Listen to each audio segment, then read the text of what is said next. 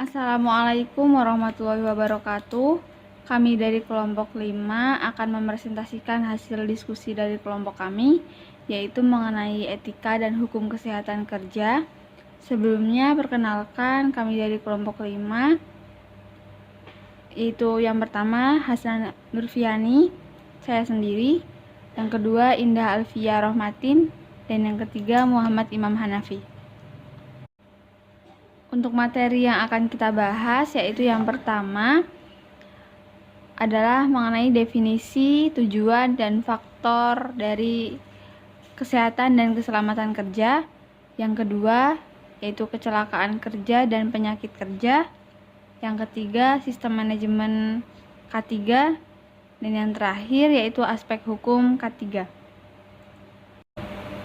Untuk definisinya, secara ilmuwan, keselamatan dan kesehatan kerja atau K3 dapat diartikan sebagai salah satu cabang ilmu pengetahuan dan penerapannya yang mempelajari mengenai upaya pencegahan kecelakaan kerja di tempat kerja.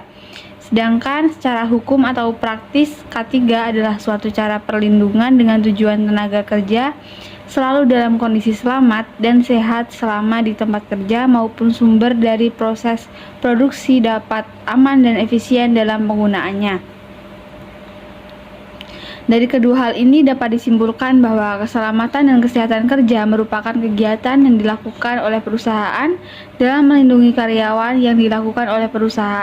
dalam melindungi karyawan dari kecelakaan dan kerugian akibat bekerja serta bahaya sakit sehingga karyawan dapat bekerja dengan selamat. Kemudian untuk tujuannya, menurut Joint ILO atau WHO, yaitu yang pertama, memberikan pemeliharaan dan menambah derajat kesehatan ke tingkat yang lebih tinggi baik secara fisik, mental, maupun kesejahteraan sosial masyarakat tenaga kerja di semua tempat kerja. Yang kedua, mencegah terjadinya gangguan kesehatan masyarakat tenaga kerja yang diakibatkan dari keadaan lingkungan kerja. Dan yang ketiga, memberi perlindungan bagi tenaga kerja dalam pekerjaannya dari bahaya yang dapat terjadi yang dapat membahayakan kesehatan. Dan yang terakhir yaitu menempatkan dan memelihara tenaga kerja di suatu tempat kerja sesuai dengan kemampuan fisik dan psikisnya. Kemudian untuk faktor-faktor yang mempengaruhi, yang pertama ada lingkungan kerja, yang kedua alat-alat yang digunakan, yang ketiga bahan yang digunakan, yang keempat keadaan dan kondisi pekerja, dan yang kelima cara kerja. Untuk materi selanjutnya yaitu ada kecelakaan kerja dan penyakit kerja. Untuk kecelakaan kerja yaitu merupakan suatu kejadian yang tidak terduga, tidak dikehendaki dan dapat menimbulkan dampak yang buruk. Bertolak dari pemikiran ini, maka sesungguhnya kecelakaan itu dapat dihindari dengan cara melakukan upaya-upaya pencegahan. Sehingga dengan demikian akibat yang lebih buruk yang mungkin akan terjadi di masa depan itu menjadi tidak pernah terjadi sama sekali. Kemudian untuk penyakit kerja didefinisikan sebagai penyakit yang timbul dan diderita oleh tenaga kerja dalam pekerjaannya setelah terbukti bahwa sebelum bekerja tenaga kerja tidak mengalami gangguan kesehatan atau terkena penyakit tersebut. Nah, pada simposium internasional ILO di Austria mengenai penyakit akibat hubungan pekerjaan dapat dibedakan atas dua penyakit, yaitu yang pertama penyakit akibat kerja. Itu merupakan penyakit yang mempunyai penyebab yang spesifik atau asosiasinya yang diakut. Kemudian yang kedua, penyakit yang berhubungan dengan pekerjaan merupakan penyakit yang terjadi pada populasi pekerja tanpa adanya agen penyebab di tempat kerja, namun dapat diperberat oleh kondisi yang buruk bagi kesehatan. Klasifikasi kecelakaan kerja. Kecelakaan kerja dibedakan menjadi 4. Yang pertama, kecelakaan ringan. Kecelakaan ringan tidak menimbulkan kehilangan hari kerja. Dengan indikasi saat terjadi kecelakaan kerja, karyawan dapat ambal bekerja pada hari yang sama. Yang kedua, kecelakaan sedang. Kecelakaan sedang dapat menyebabkan seseorang kehilangan hari kerja. Dengan indikasi pada saat terjadi kecelakaan tidak dapat melanjutkan pekerjaan. Yang ketiga, kecelakaan berat. Kecelakaan berat tidak dapat melanjutkan pekerjaan dan menimbulkan cacat jasmani atau rohani dengan indikasi surat keterangan dari dokter yang memeriksa. Yang keempat, kecelakaan kerja fatal. Kecelakaan kerja yang dapat menimbulkan kematian dengan indikasi surat keterangan dari dokter yang memeriksa. Penyebab kecelakaan kerja. Penyebab kecelakaan kerja ada dua. Yang pertama, unsafe human act, berupa tindak perbuatan manusia yang tidak memenuhi keselamatan, seperti tidak memakai alat pelindung diri, bekerja tidak sesuai prosedur, bekerja ambal bergurau, menaruh barang atau alat kerja tidak benar, sikap kerja yang tidak selamat, bekerja di dekat alat yang bergerak atau berputar, kelelahan, kebosanan, dan lainnya. Yang kedua, unsafe condition, berupa keadaan lingkungan yang tidak aman seperti mesin tanpa pengaman, peralatan yang sudah tidak sempurna tetapi masih dipakai, penerangan yang kurang memadai, ventilasi yang tidak baik, tata ruang yang tidak baik, lantai yang licin, desain dan konstruksi yang berbahaya, dan lainnya. Sistem Manajemen Keselamatan dan Kesehatan Kerja. Menurut Peraturan Menteri Tenaga Kerja dan Transmigrasi Nomor 5 Tahun 1996 tentang Audit Sistem Manajemen Pasal 1 Poin A.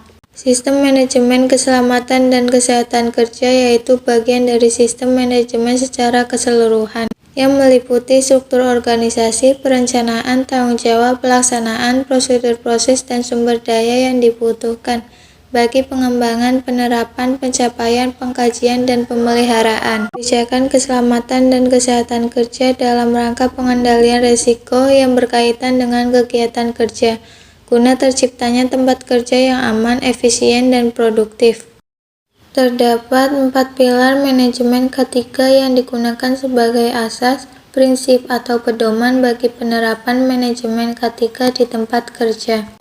Yang pertama, organisasi dan administrasi. Kedua, peraturan dan prosedur. Ketiga, pendidikan dan pelatihan. Keempat, pengontrolan potensi bahaya di lingkungan kerja. Model dan siklus penerapan sistem manajemen keselamatan dan kesehatan kerja. Dalam penerapan sistem manajemen keselamatan dan kesehatan kerja, perusahaan wajib melaksanakan 5 prinsip yang diatur dalam Peraturan Menteri Tenaga Kerja dan Transmigrasi Nomor 5 Tahun 1996 tentang Audit Sistem Manajemen Pasal 4 Ayat 1. Kelima prinsip tersebut terdapat pada gambar di samping ini. Selanjutnya yang keempat, terdapat aspek hukum K3. Penerapan program keselamatan dan kesehatan kerja atau K3 dalam perusahaan akan selalu terkait dengan landasan hukum penerapan program keselamatan dan kesehatan kerja itu sendiri. Landasan hukum tersebut memberikan kebijakan yang jelas mengenai aturan yang menentukan bagaimana keselamatan dan kesehatan kerja harus diterapkan. Sumber-sumber hukum K3 di Indonesia. Yang pertama, terdapat Undang-Undang Nomor 1 Tahun 1970 tentang Keselamatan Kerja. Yang kedua, Undang-Undang Nomor 13 Tahun 2003 tentang Tenaga Kerja. Yang ketiga, Undang-Undang Nomor 8 Tahun 1998 tentang Pelindungan Konsumen. Yang keempat, Undang-Undang Nomor 3 Tahun 1992 tentang Jaminan Sosial Tenaga Kerja atau Jamsostek. Yang kelima, Undang-Undang Nomor 23 Tahun 1992 tentang Kesehatan khususnya pada Pasal 23. Nomor 6, Undang-Undang Higien Perusahaan Nomor 3 Tahun 1969 tentang Persetujuan Konversi ILO Nomor 120.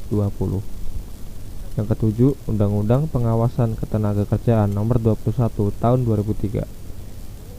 Yang terakhir yaitu adalah Undang-Undang Nomor 28 Tahun 2002 tentang Bangunan Gedung dan Undang-Undang Kesehatan Nomor 36 Tahun 2009. Kemudian terdapat analisis kasus K3, yaitu kelalaian dapat menyebabkan kecelakaan kerja. Keselamatan dan kesehatan kerja atau K3 merupakan hal yang wajib diketahui oleh para pekerja dalam menjalankan pekerjaannya. Keselamatan dan kesehatan kerja berfungsi sebagai acuan atau pedoman bagi para pekerja agar tidak menjumpai hal-hal yang tidak pekerja inginkan. Salah satu bagian penting yang harus diperhatikan dalam keselamatan dan kesehatan kerja yaitu kecelakaan akibat kerja atau KAK. Dengan tahu dan paham apa itu kecelakaan akibat kerja, para pekerja dapat melakukan aktivitasnya dengan baik dan memperhatikan potensi bahaya yang dapat terjadi, sehingga para pekerja dapat mengantisipasi hal-hal tersebut sejak dini. Kecelakaan dalam lingkungan kerja tidak terjadi tanpa alasan. Kecelakaan dapat terjadi karena kurangnya keamanan dalam lingkungan kerja. Kelalaian merupakan salah satu sebab hal itu terjadi. Dalam kasus ditemukannya 2 orang pekerja yang tewas karena tersengat listrik ketika sedang memindahkan batu bata pada Kamis 17 Maret 2021. Lokasi kejadian berada di Jalan HM Bakrun, Purwokerto Wetan, Purwokerto Timur. Dikarenakan kelalaian dari pekerja yang tidak mengetahui letak kabel listrik, dan karena letak kabel listrik PLN yang tidak strategis, posisi kawat rendah sehingga kepala korban langsung mengenai kawat listrik tersebut. Pada kasus ini terjadinya kecelakaan disebabkan adanya pelanggaran terhadap UU Nomor 1 Tahun 1970 tentang keselamatan kerja, yaitu pelanggaran pada pasal 3 ayat 1 Q, pelanggaran pada pasal 3 ayat 1 R, pelanggaran pada pasal 9, dan pelanggaran pada pasal 3 ayat 1 F. Dan pelanggaran terhadap UU Nomor 13 Tahun 2003 yaitu ada pada pasal 86 ayat 1A dan pasal 87 ayat 1. Kelalaian merupakan salah satu sebab mengapa hal tersebut dapat terjadi. Tujuan dari keselamatan kerja itu sendiri yaitu agar para pekerja diantaranya memberikan hak keselamatan pada setiap tenaga kerja sebagai bentuk dari kesejahteraan hidup, menjamin keselamatan orang lain yang berada di sekitar tempat kerja, dan memelihara sumber produksi pekerjaan, yaitu tenaga kerja itu sendiri. Sebaiknya dalam melakukan suatu pekerjaan, alangkah baiknya kita memberikan alat-alat perlindungan pada diri pada para pekerja, memberikan pelatihan K3 kepada para pekerjanya, memberikan dan mewajibkan pekerjanya untuk menggunakan alat pelindung diri, dan terakhir, memberi tanda peringatan atau bahaya di sekitar kabel tersebut. Sekian presentasi dari kelompok kami. Kurang lebihnya kami mohon maaf. Wassalamualaikum warahmatullahi wabarakatuh.